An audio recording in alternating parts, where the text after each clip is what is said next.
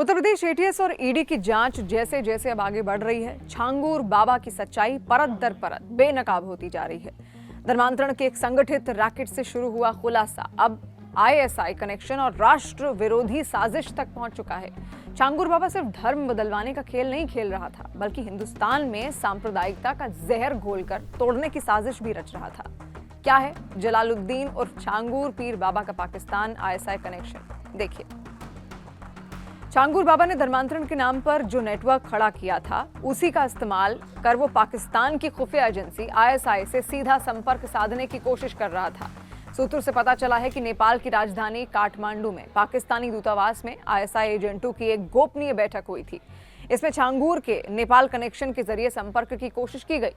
नेपाल के काठमांडू में स्थित पाकिस्तानी दूतावास में आईएसआई की एजेंट कोई एक बैठक हुई थी और इसी बैठक में फैसला ये लिया गया कि छांगूर पीर बाबा से लिंक स्थापित किया जाए, जिससे उनके आईएसआई एजेंट और स्लीपर सेल के एजेंट से धर्म परिवर्तन कर रही हिंदू लड़कियों से शादी करवा दी जाए, जिससे जासूसी करने में और आसानी हो। विदेशी फंडिंग की मदद से जलालुद्दीन उर्फ छांगूर पीर बाबा ने पश्चिम बंगाल, केरल, तमिलनाडु समेत अनेक राज्यों में अपना सिंडिकेट खड़ा कर लिया था। वो लगातार हिंदू लड़कियों का धर्म परिवर्तन कर रहा था और इसके लिए बाकायदा फोन पर कोड वर्ड में बात भी करता था, जिससे कोई समझ ना पाए कि आखिर उसका प्लान क्या है। बाबा का नेटवर्क लड़कियों को फंसाता, ब्रेन वॉश करता और फिर उनका धर्मांतरण कर निकाह करवा देता था।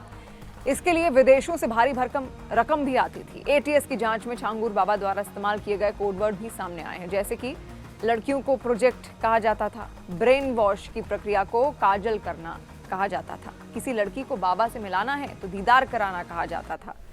छांगूर नेपाल के किसी धर्मगुरु के सहारे पाकिस्तानी दूतावास से संपर्क साधना चाहता था। हालांकि सुरक्षा कारणों से उसे प्रवेश ही नहीं मिल पाया। वो उत्तर प्रदेश में एक बेस बनाकर रोहिंग्याओं को भी लाना चाहता था। उसका प्लान बड़ा खतरनाक था। छांगूर बाबा का प्लान था कि वो पहले रोहिंग्याओं को हिंदू बताकर अपने बेस में बुलाए, इसके बाद उनके धर्मांतरण को उसका दिखावा करे। जानकारी के मुताबिक छांगूर बाबा के धर्मांतरण रैकेट महाराष्ट्र, कर्नाटक, तमिलनाडु, बिहार, पश्चिम बंगाल में भी फैले हुए थे। नेपाल सीमा के पास से होने की वजह से छांगूर बाबा ने अपना बेस बलरामपुर जिले के उतरौला में बना रखा था।